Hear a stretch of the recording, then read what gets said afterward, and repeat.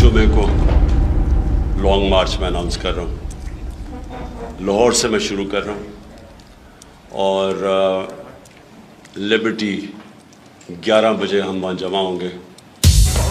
हम पूरा GT road से अपना अवाम को साथ लेते लेते इस्लामाबाद पहुँचेंगे। आज बहुत खुशी का दिन है। इमरान खान ने लॉन्ग मार्च अनाउंस कर दिया है। उधर राना सनाउल्लाह का कहना है कि हमने जगह जगह कंटेनर्स खड़े कर दिए हैं और ये भी सुनने में आ रहा है कि हो सकता है इमरान खान को नज़रबंद कर दिया जाए।